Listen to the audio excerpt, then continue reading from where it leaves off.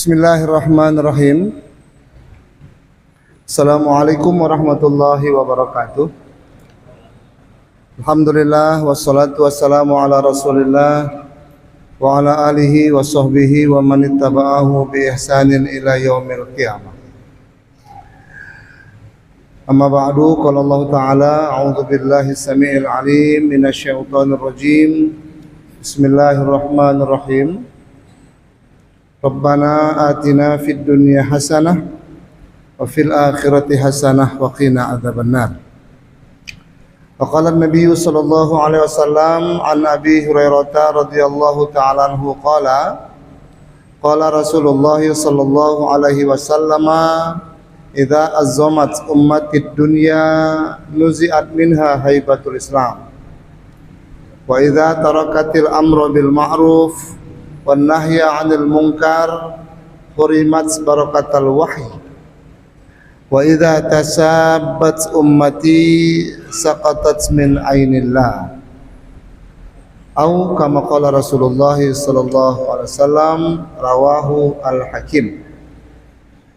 Yang sama kita muliakan Pak Imam, orang-orang tua kami, para jemaah sekalian, ibu-ibu yang berhadir pada malam hari ini, kita doakan semoga semua kita senantiasa dalam keistiqomahan. Istiqomah untuk tetap berada dalam majelis ilmu hingga berakhirnya majelis ini nantinya dan hingga berakhirnya kehidupan kita nantinya. Bapak Ibu, setiap sesuatu itu berkahnya ada di akhir. Termasuk majelis kita ini, keberkahannya itu ada di akhir. Jadi kalau kita tidak menyelesaikan sesuatu sampai akhir, maka bermakna kita tidak mendapatkan keberkahan dari apa yang kita lakukan. Tentunya Ibu dan Bapak, dalam majelis yang mulia ini kita tidak hanya mengharapkan adanya pertambahan pengetahuan, tapi yang paling penting lagi adalah kita mendapatkan nur kalam Allah dan nur sabda baginda Rasulullah hingga masuk ke dalam hati kita. Nur kalamullah dan nur sabda baginda Rasulullah itu adanya di akhir, Pak.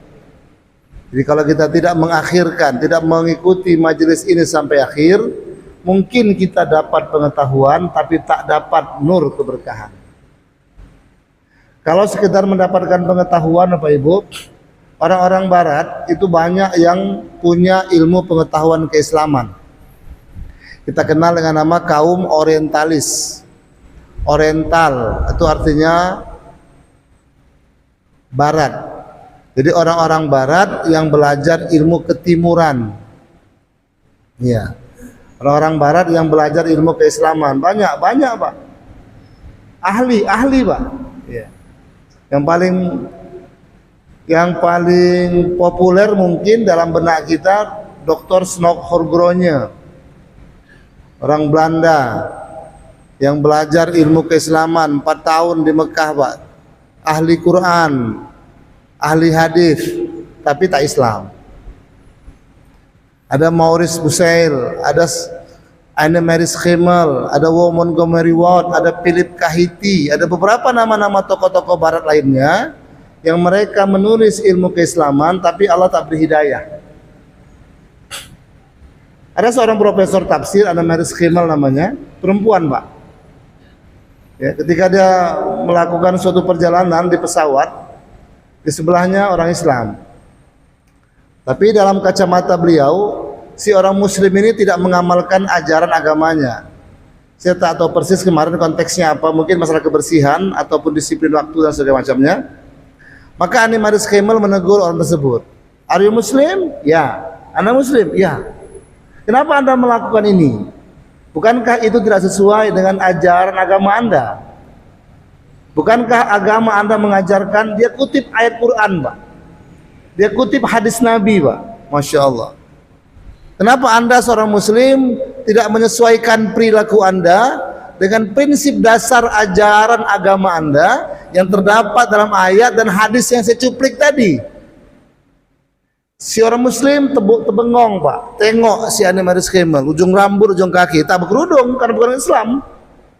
Tapi pasti menyampaikan ayat, pasti menyampaikan hadis.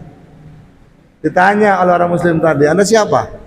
Saya profesor ilmu tafsir. Hah? Iya?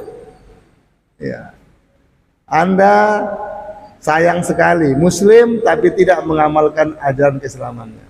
Bapak Ibu, kalau sekedar mendapatkan pengetahuan, orang-orang Barat non-Islam banyak yang ahli keislaman. Gitu. Maksud saya itu. Tapi dia tak dapat nur Al-Quran, tak dapat nur hadis Nabi, hingga tak mampu menghadirkan hidayah dalam hatinya.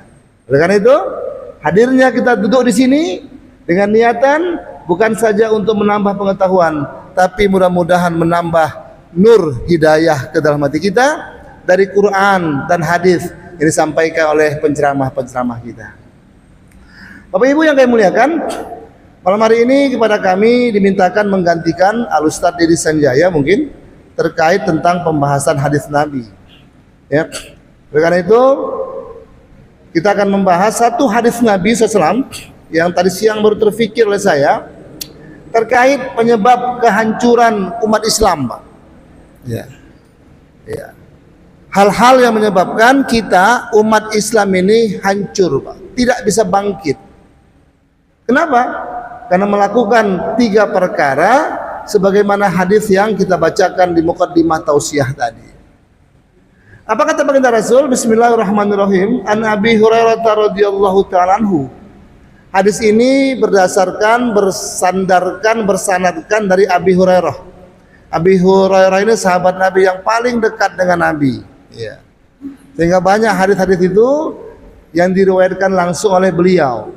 Beliau dengar hadis ini langsung dan sampaikan kepada para sahabat yang lain.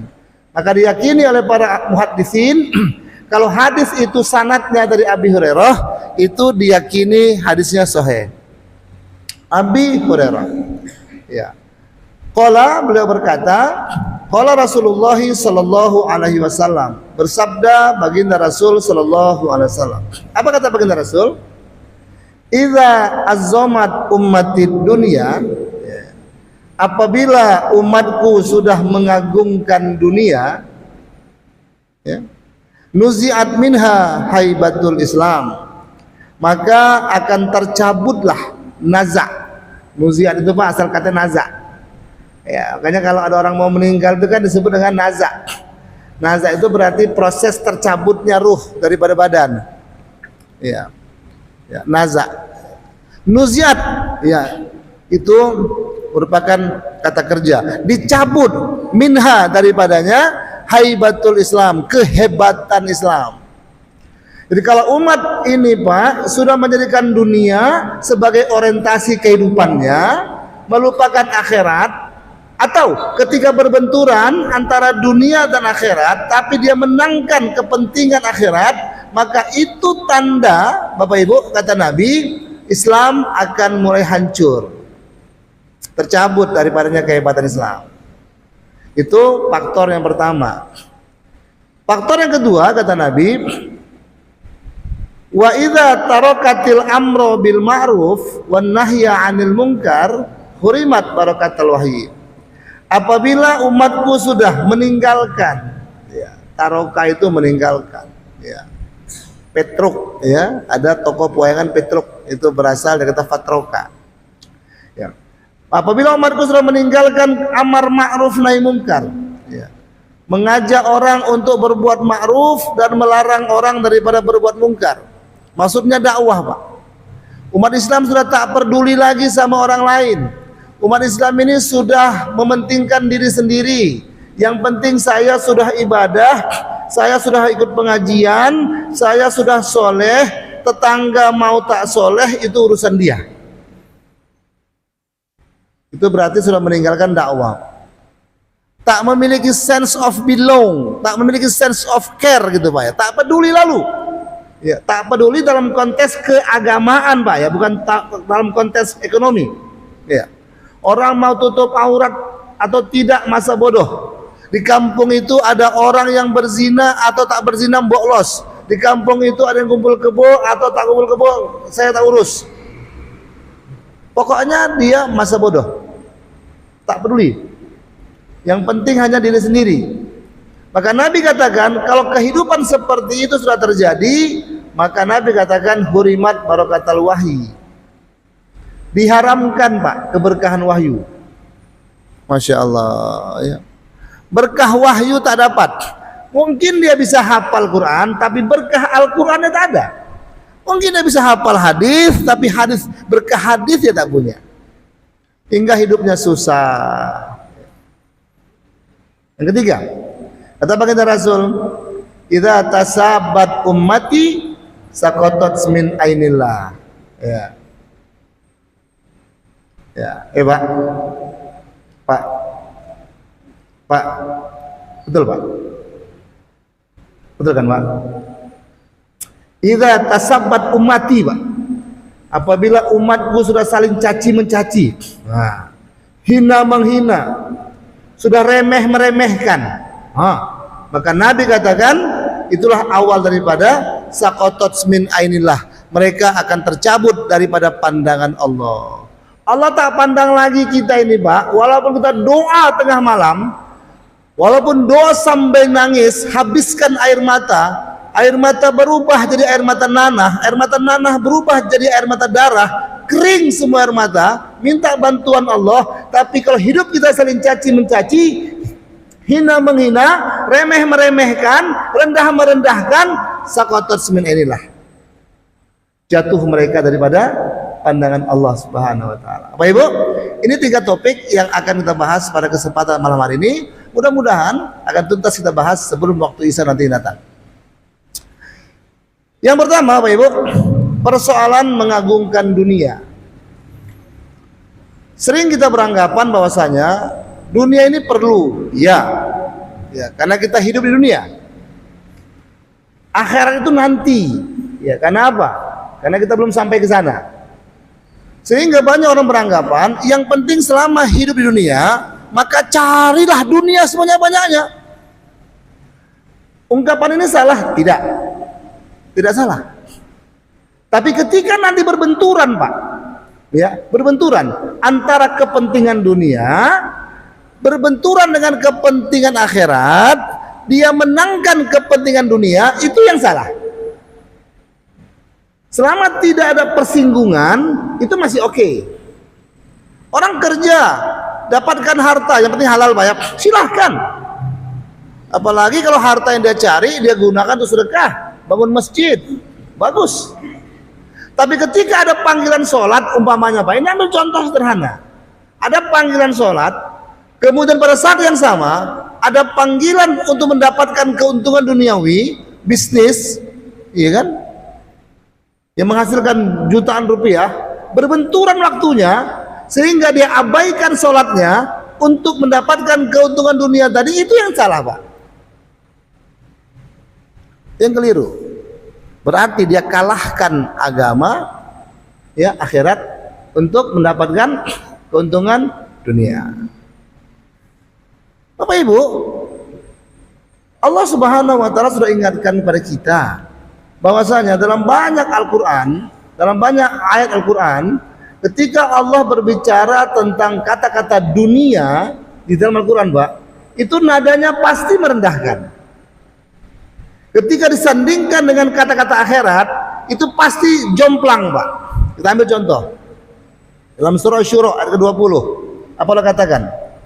Man kana yuridu harsal akhirah, nazid lahu fi harsi. Siapa yang menginginkan keuntungan akhirat, maka kami akan tambah keuntungan itu baginya sebanyak-banyaknya. Wa man kana yuridu harsad dunia, ya, tapi barang siapa menginginkan keuntungan dunia, wa ma lahu fil akhirati min nasib, maka kami akan berikan kepadanya untung dunia itu, tapi dia tidak akan dapat apa-apa di akhirat. Ada sebuah komparasi, perbandingan nyata. Ketika Allah ceritakan tentang dunia dan akhirat, tetap nada jomplang, Pak. Cari dunia dikasih, tapi tak dapat bagian apa-apa di akhirat. Pilih mana kita, Pak? Oh, tapi ini penting, Pak. Ini ratusan juta untungnya. Iya, tapi pahala kau kerjakan sholat tepat waktu itu unlimited, tak terbatas. Tapi kadang-kadang untuk yang ratus juta tadi, Pak, kita korbankan sholat kita, kan gitu deh, Pak. Itu contoh yang paling gampang aja lah untuk mudahkan kita. Apa Allah katakan lagi, Pak? Kul mata'ud dunya qalil wal akhiratu khairul liman ittaqa. An-Nisa 77. Muhammad, katakan kepada umatmu, keuntungan yang kau dapatkan daripada dunia itu, baik karena bisnis, pekerjaan, apapun yang kau peroleh daripada hasil dunia itu, kata Allah apa? Itu sedikit. Tapi keuntungan yang kau dapatkan di akhirat, khairul liman ittaqa, itu lebih baik bagi orang-orang bertakwa. An-Nisa 77. Jomplang, Pak. Ada lagi ayat yang lebih tragis. Ya, apa Allah katakan? Wa farihu bil hayatid dunya wa mal hayatud dunya fil akhirah illa mata'. Quran surah Ar-Ra'd ayat ke-26. Apa Allah katakan, Pak? Wa farihu, faroh, bergembira, dan mereka bergembira bil hayatid dunya, dengan kehidupan dunia, karena bisnisnya, karena jabatannya, ya.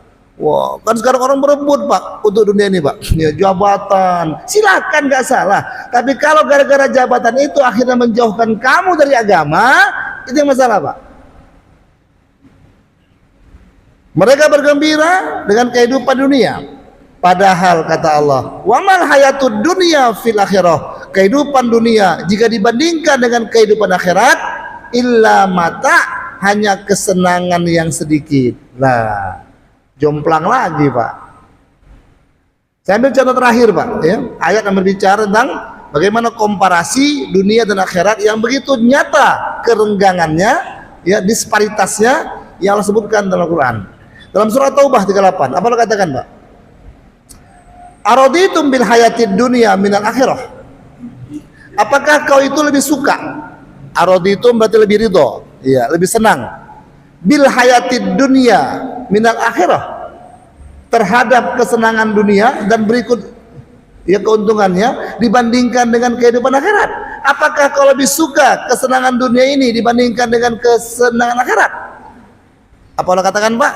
Allah kunci dengan kata-kata fama mata'ul hayatid dunya fil akhirah illa qalil. Padahal kesenangan dunia ini dibandingkan dengan kesenangan akhirat illa qalil. Wah, qalil itu, Pak, kira-kira kalau bahasa kita gini, Pak, nih, ini qalil nih.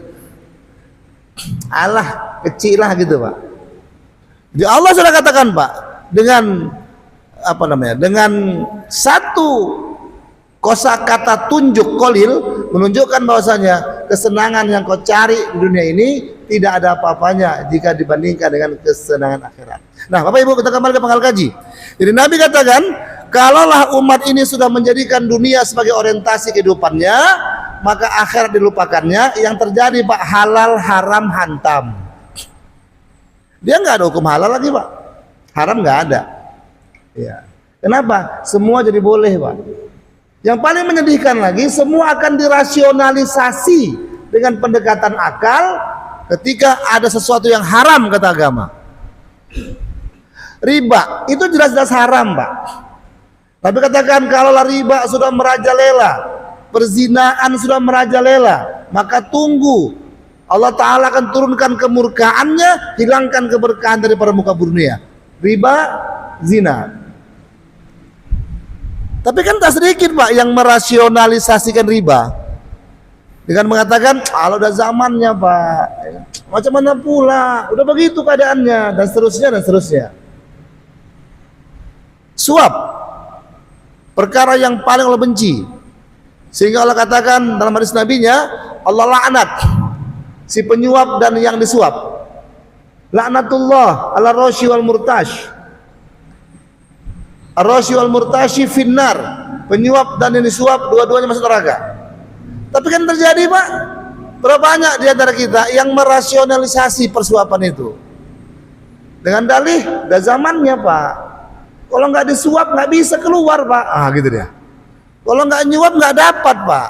Kalau nggak menyuap, dan seterusnya dan seterusnya. Nah, Bapak Ibu berbahagia, inilah yang termaksud peringatan dari Nabi SAW ketika manusia umat Islam sudah mengagungkan dunia dan merasionalisasi semuanya melalui pendekatan duniawi. Bapak Ibu berbahagia, ada satu ilustrasi cantik yang diberikan para ulama terkait dunia dan akhirat. Dunia itu Pak diibaratkan kapal laut yang akan berlayar untuk menuju sesuatu. Ya, sorry. Akhirat itu Pak adalah perjalanan kita untuk menuju ke suatu tempat dengan menggunakan perahu. Itu perjalanan menuju akhirat. Dunia itu Pak, itu airnya. Ini ilustrasi. Kapal tidak akan bisa berlayar tanpa ada air. Iya, nggak bisa jalan deh Pak. Maka kapal butuh air. Tapi ingat, jangan sampai air masuk ke dalam kapal Pak. Karam deh. Silakan gunakan dunia sebaik-baiknya. Untuk apa? Untuk akhirat. Tapi jangan jadikan dunia itu menjadi segala sesuatu sehingga pada akhirnya menghalalkan segala cara. Bapak Ibu yang berbahagia, dunia dan akhirat dua hal yang sangat paradoks. Kata dunia terambil dari kata dana, Pak. Dana itu artinya rendah, kehidupan yang rendah. Akhirat yang terakhir, kehidupan yang terakhir yang akan kita nikmati selama-lamanya. Rugi dunia oropopo, rugi akhirat bakal ciloko. Begitu kira-kira ilustrasinya, Pak. Bapak Ibu, menjadikan dunia sebagai tujuan utama itu akan membuat kita hancur dan binasa, sehingga kehebatan Islam akan sirna dengan seketika. Yang kedua, wa idza tarakatil amra bil ma'ruf wan nahyi 'anil munkar kurimat barakatul wahyu. Ketika dakwah sudah ditinggalkan, Pak. Bapak Ibu, semua umat Islam ini sebenarnya adalah orang dakwah. Dengan berbagai profesi, Pak, dengan berbagai tingkatan. Apapun profesi kita, kita mesti dakwah. Karena Allah Subhanahu wa taala katakan kepada kita, kuntum khairu ummatin ukhrijat linnas. Kalian ini, kata Allah, semua umat Muhammad ini khairu ummat, sebaik-baik umat. Ya. Kapan kita menjadi sebaik-baik umat? Ta'muruna bil ma'ruf wa tanhauna 'anil munkar. Kalau kita buat amar ma'ruf nahi munkar. Jika tidak, bagaimana? Maka mafhum mukhalafahnya, Pak, pemahaman kebalikan. Kalau ada khairu ummah, maka ada syarru ummah. Kalau ada umat yang terbaik, akan ada umat yang terburuk. Kapan umat terburuk itu, Pak? Kalau umat Islam tidak melakukan amar ma'ruf nahi munkar. Sudah tak buat dakwah lagi, Pak. Wah, Pak, di masjid kami ceramah, Pak. Pak, ceramah bukan dakwah. Ceramah itu fragmentasi daripada dakwah. Ceramah itu bagian daripada dakwah. Tapi dakwah itu sebenarnya, Pak, adalah kegiatan mengajak langsung. Makanya dakwah itu berasal dari kata da'a. Ngajak, Pak. Yang namanya ngajak itu langsung kepada orang yang lupa. Namanya ngajak. Kalau ceramah ini, Pak, ini mengingatkan kepada orang yang sudah ingat. Bagus, bagus, Pak. Iya. Tapi kita belum masuk kepada substansi persoalan. Yang perlu kita ingatkan orang yang lupa, Pak. Orang yang sedang lalai, ya. Ketika azan berkumandang, mereka masih di kedai kopi. Ketika azan berkumandang, mereka masih di toko. Ketika mereka azan berkumandang, dia masih berjalan hilir mudik depan masjid. Itu yang mendengarkan, Pak. Dan itu dakwah. Dakwah. Kadang-kadang kita berpikir, Pak, kan sudah ada azan, ya Pak ya?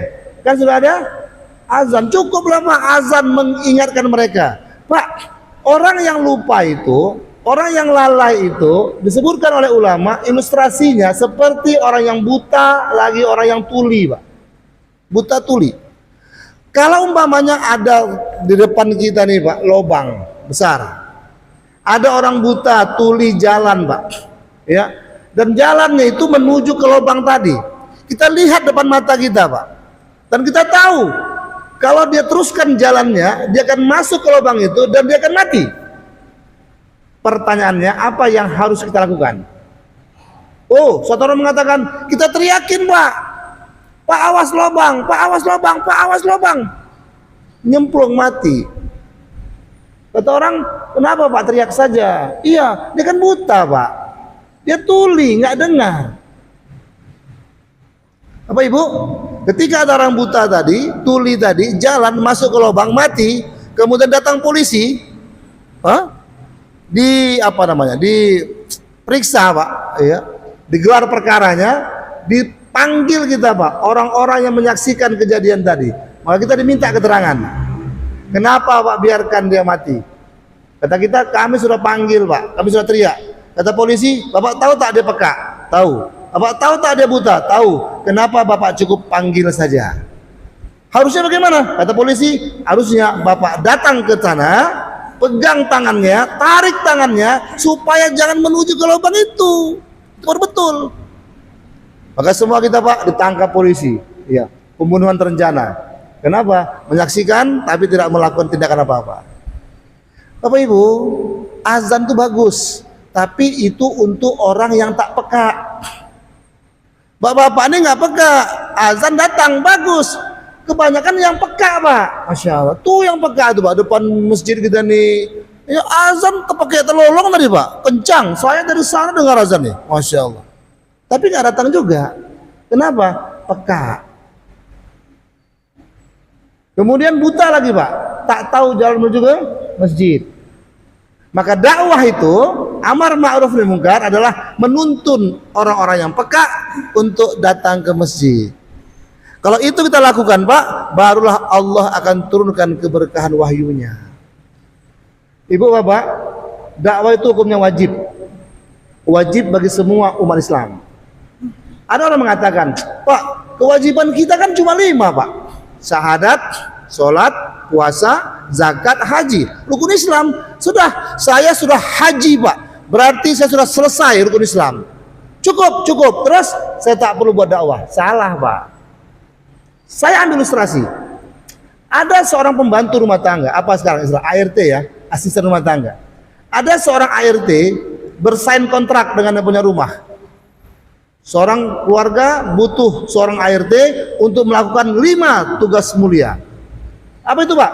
Nyapu, ngepel, gosok, nyuci, rawat taman, kira-kira gitu lah Pak. Maka seorang ART melamar, setuju, tugas kamu 5 ya? Oke. Wow. Maka hari-hari si ART, asisten rumah tangga, mengerjakan itu, nyapu, ngepel, nyuci, gosok, rawat taman. 1 bulan bagus Pak kerjaannya. Wah, si punya rumah senang, gaji ditambah, bonus. Masuk bulan kedua, ya kerja makin bagus, kasih bonus lagi Pak.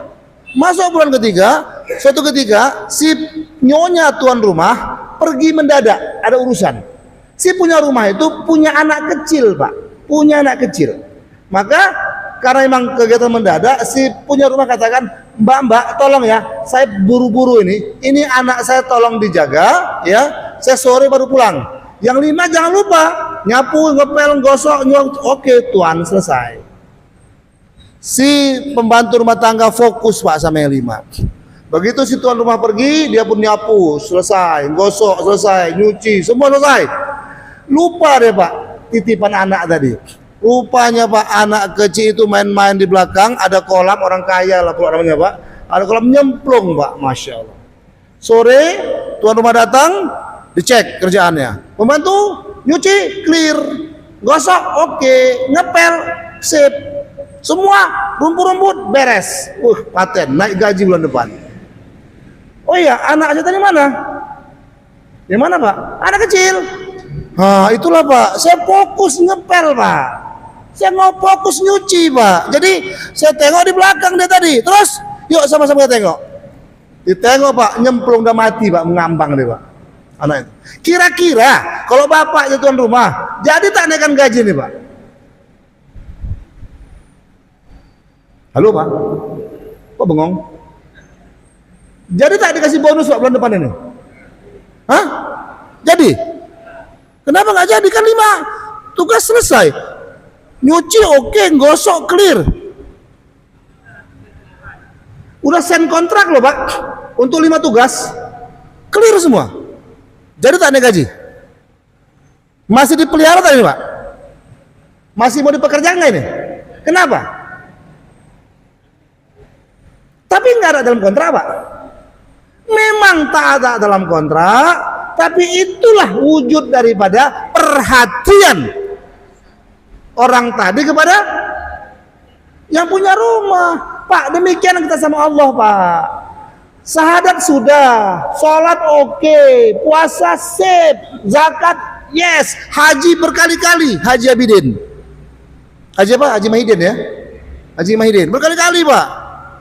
Tapi dengan tetangga tak sholat tak peduli, anak tak sholat tak urus, istri tak tutup aurat dia tak layan. Pokoknya yang penting aku sembahyang sendiri, yang penting aku soleh sendiri, yang lain urus masing-masing. Pak, dipecat kita Pak. Dan Allah katakan, kamu menjadi umat terbaik kalau kamu buat dakwah amar ma'ruf nahi mungkar. Artinya apa Pak Ibu?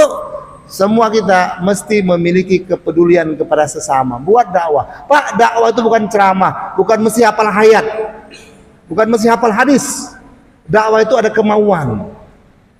Nampak orang nggak sholat, Pak, ayo Pak sholat Pak. Sampaikan dengan hikmah kasih sayang. Nampak orang tak tutup aurat, ajak tutup aurat, dan seterusnya dan seterusnya. Bapak Ibu, ketika itu ditinggalkan, maka berkah wahyu Allah akan cabut. Yang ketiga terakhir Pak, ini poinnya. Ketika umat sudah caci mencaci, Bapak Ibu, kita ini memang Allah ciptakan berbeda-beda, beda-beda Pak, beda watak, beda, termasuk Pak beda pengajian. Oh dia pengajian A, pengajian B. Nah Allah katakan itu semua Allah katakan untuk Allah jadikan kenapa? Lita'arafu. Ya ayuhan nas, inna khalaqnakum min dzakari wa unsa wa ja'alnakum syu'uba wa qabaila. Untuk apa? Lita'arafu, agar kamu saling kenal mengenal. Bukan saling hina menghina, sama ceramah. Alah itu usah. Masya Allah. Selama yang disampaikannya Quran, selama yang disampaikan hadis, kenapa kita tolak? Itu persoalan Pak. Apalagi sampai mencaci. Allah tak betul. Jatuh daripada pandangan Allah. Kata kunci yang mesti kita garis bawahi, perbedaan itu sebuah keniscayaan. Menyikapinya lita'arofu, saling kenal mengenal. Upaya untuk mengenali harus ada interaksi. Tidak akan tercipta lita'arofu kalau tidak ada interaksi. Oleh karena itu kita nggak boleh membatasi diri. Saya mau dengar kalau pengajiannya ustadznya dari pengajian saya, titik sebesar gajah. Lah, itu membatasi diri. Bagaimana kita bisa lita'arofu? Bapak Ibu berbahagia, jangan pernah kotak-kotakan Islam dengan kelompok-kelompok kita. Terjadinya kelompok-kelompok sebagai sebuah keniscayaan, tapi yang perlu kita lakukan, buang benih-benih perpecahan, tapi cari titik-titik persamaan, common platform. Persamaannya dicari Pak. Kalau perbedaan, kembar saja beda kok, kembar, satu ayah satu mak, beda mukanya Pak. Apalagi kita. Oleh karena itu Bapak Ibu, buat kita hari ini ya, jangan sampai kita mau berpecah-pecah. Tahun ini tahun politik ya. Jangan gara-gara beda kepentingan, beda pilihan, kita beda masjid Pak. Aku malas lah ke masjid itu, kenapa? Itu barisan Pak Fulan itu, barisan nomor 1, barisan nomor 2. Bapak Ibu, ya kita nggak urus masalah itu. Ya, yang kita urus adalah bagaimana umat ini menyatu. Dengan kesatuan umat ini, Allah akan berikan keberkahan dari langit maupun dari buminya. Saya kira ini pembahasan sederhana kita. Jika ada waktu yang masih tersisa, dan Bapak Ibu ingin menambahi ataupun mengurangi atau mengkoreksi, monggo dipersilakan Pak. Sampai dengan waktu saya tiba. Sementara saya tutup dengan tasbih kifarah. Subhanallah bihamdi, subhanakallah wa bihamdika, asyhadu an la ilaha illa anta astaghfiruka wa atubu ilaik. Assalamualaikum warahmatullahi wabarakatuh. Isa jam 7.08 ya di jam saya, betul ya? Ya. Kalau ada Pak yang ingin menambahi, monggo. Ya, silakan Pak. Lebih cepat, lebih bagus Pak. Waktu singkat.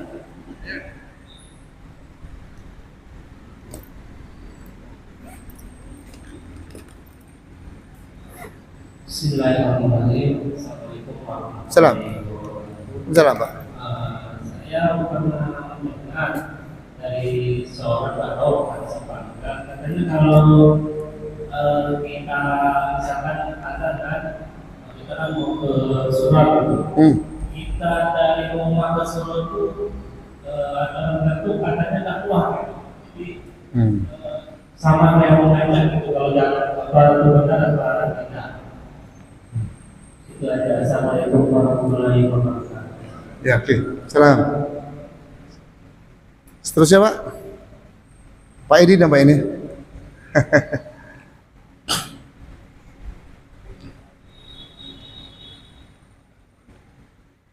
Assalamualaikum warahmatullahi wabarakatuh. Salam. Allah menghalalkan perdagangan dan menghalalkan riba.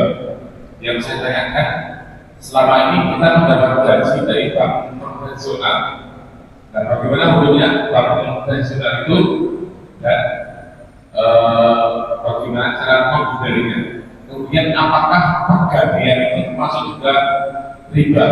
Terima kasih. Assalamualaikum warahmatullahi wabarakatuh. Baik Pak, terima kasih Pak Edi. Satu lagi mungkin Pak, kalau ada? Ya Bang.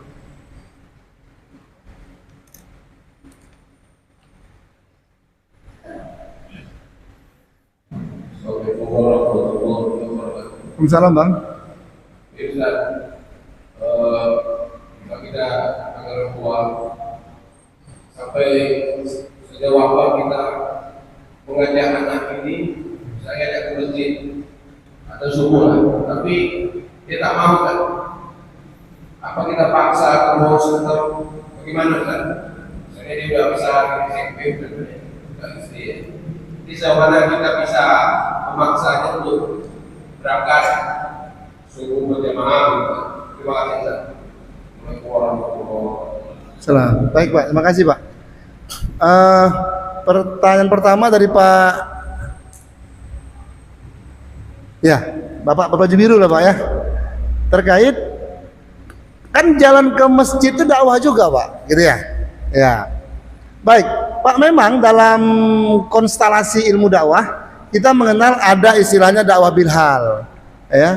Ada bil qaul, bil maqal, ya. Ada dakwah dengan perbuatan. Ya. Tapi Pak, dakwah dengan perbuatan itu ya tidak dengan meninggalkan dakwah bil maqal. Ya, dakwah bil hal terus. Kita tutup aurat, kita ke masjid jujur ya dalam bertutur, bijak dalam bertindak gitu ya. Jujur jual beli ya, jujur dalam berdagang, ya berjanji segala macam, itu sudah dakwah. Dakwah bil hal namanya. Tapi itu tidak cukup kalau sampai meninggalkan dakwah bil qaul, dakwah bil ucapan. Kita lihat Pak, Nabi Muhammad SAW itu kurang apa baiknya Pak? Satu kampung itu suka dengan perbuatan Nabi, jujurnya Nabi, sopan santunnya Nabi, akhlak Nabi, oh luar biasa Pak, ya kan? Tapi apakah cukup dengan itu Nabi lakukan? Tidak. Justru Nabi itu diberi gelar Al-Majnun karena dia dakwah bil maqal Pak. Kalau waktu dia dakwah bil hal, satu kampung menyebutnya dengan Al-Amin, orang yang terpuji. Dan dia tak ada tantangan itu, tak ada beban. Dan Nabi diperintahkan Allah untuk ya ayyuhal muddatsir kum fa'anzir. Itu ayat pertama Pak tentang dakwah. Allah perintahkan Muhammad bangun, beri peringatan. Kalau cukup mencontohkan kebaikan saja, maka Nabi tak suruh Allah untuk menyampaikan kebenaran. Nah, jadi Pak, dengan kata lain, dakwah bil hal, perbuatan bagus, teruskan. Tapi ketika nampak kemungkaran, perlu disampaikan dengan ucapan. Ya. Apa namanya? Man ra'a minkum munkaran falyughayyirhu biyadihi. Kalau kau lihat ada kemungkaran, cegah dengan kekuasaanmu. Oh, kami tak punya kuasa Pak, RT bukan, lurah apalagi. Ya, wa illam tastati' fa bilisani. Rubah dengan ucapan. Nah, oh tak mampu Pak. Oh, tak mampu juga. Baru yang terakhir. Wa illam yastati' fa biqalbi, dengan hati. Itu dah terakhir Pak. Dan itu kata Nabi, wa dzalika at'aful iman, iman yang paling lemah. Intinya Pak, tetap harus disampaikan. Apalagi ada kemungkaran. Apa kemungkaran paling besar Pak? Zina, mungkar ya. Judi, ya. Riba, ya. Tapi kemungkaran paling besar kata Nabi apa? Meninggalkan sholat. Terkait sama abang tadi, anak yang tinggalkan sholat, istri tinggalkan sholat, itu berarti di rumah tangga kita ada pelaku kemungkaran terbesar. Kata Nabi, pembeda antara orang kafir dengan muslim adalah sholat. Kalau di rumah kita ada anak nggak sholat, bu, suami tak sholat, istri tak sholat, maka kita sekasur, sedapur, sesumur sama orang kafir Pak. Persoalan itu. Apa yang harus kita lakukan? Kata abang penanya ketiga. Anak kita sudah besar. Ya, bang, sampai kapan kita harus mengajak? Sampai mati, bang. Wa'mur ahlaka bis-shalah wastabir 'alaiha. Ini dalil dalam surah Toha ayat ke-132. Wa'mur ahlaka bis-shalah. Perintahkan keluargamu untuk mengerjakan salat. Wastabir 'alaiha. Dan ekstra sabarlah kamu untuk mengerjakannya. Pak, perhatikan. Ada kata wasbir, ada wastobir. Wasbir dan bersabarlah. Wastobir ada tambahan to. Tambahan to di situ menurut ilmu tafsir menyatakan bahwasanya itu bersangatan sabarnya. Untuk ngajak sholat bukan wasbir dalilnya, tapi wastobir. Artinya ekstra sabarlah bapak menyuruh anak untuk sholat. Paham pak? Pak, nggak bisa sampai saya sudah ajak terus ya udah besar nggak mau, nggak bisa pak. Terus sampai kapan? Saya mati. Kalau tak kita yang mati, dia yang mati. Begitu dia pak. Karena kemungkaran paling besar itu adalah meninggalkan sholat. Wastabir 'alaiha.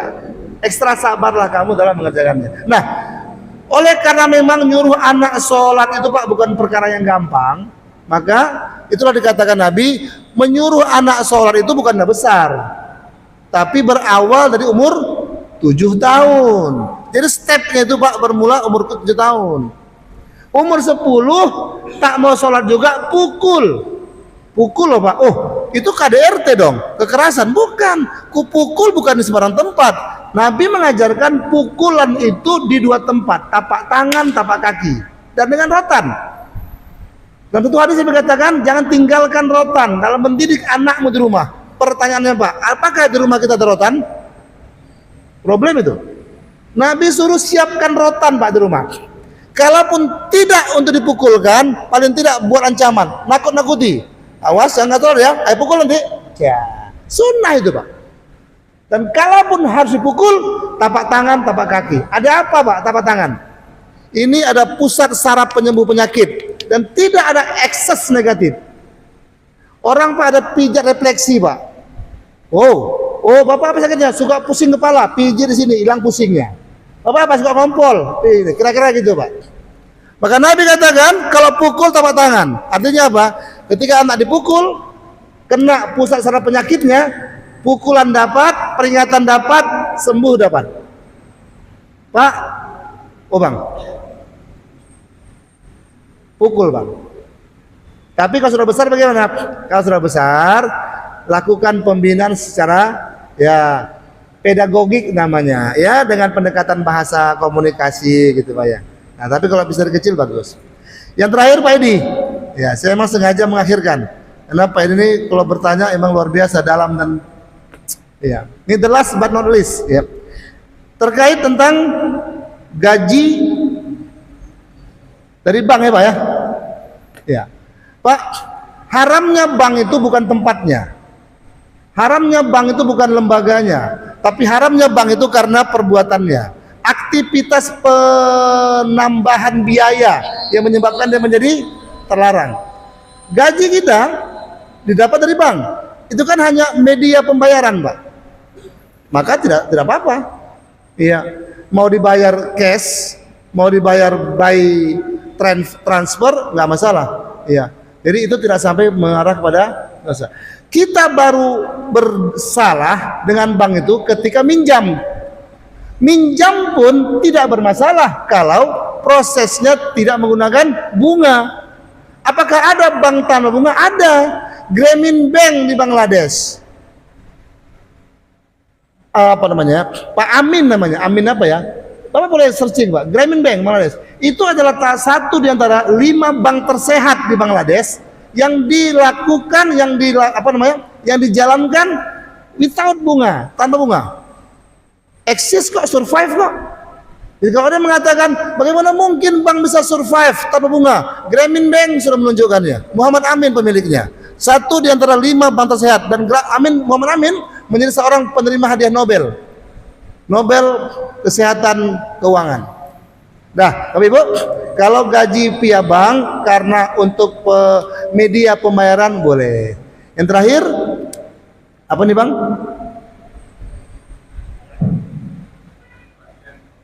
Pegadaian. Ya. Sekali lagi Pak, bankkah namanya, pegadaiankah namanya? Kalau tidak ada aktivitas pinjaman berbunga, itu jadi sah. Tapi apapun namanya, pakai syariah pun dia, pinjaman syariah, ojol syariah, tapi ada bunganya Pak, nggak bisa itu. Tetap jadi riba dia. Ya, jadi yang menyebabkan dia menjadi riba ketika ada prosesi pinjam meminjam yang ada kelipatan ya bunganya, itu yang menjadi institusi itu, lembaga itu menjadi riba. Mudah-mudahan Allah jauhkan kita dari riba Pak ya. Ya, biarlah kita hidup apa adanya, yang penting tidak bersentuhan dengan riba. Insya Allah. Tanamkan tekad itu Pak ya. Demikian, terima kasih. Lebih kurang saya mohon maaf. Kepada Allah saya mohon ampun. Bapak Ibu saya mohon maaf. Usikum wa nafsi bitaqallah. Subhanallah bihamdi. Subhanakallah wa bihamdika asyhadu an la ilaha illa anta astaghfiruka wa atubu ilaik. Assalamualaikum warahmatullahi wabarakatuh.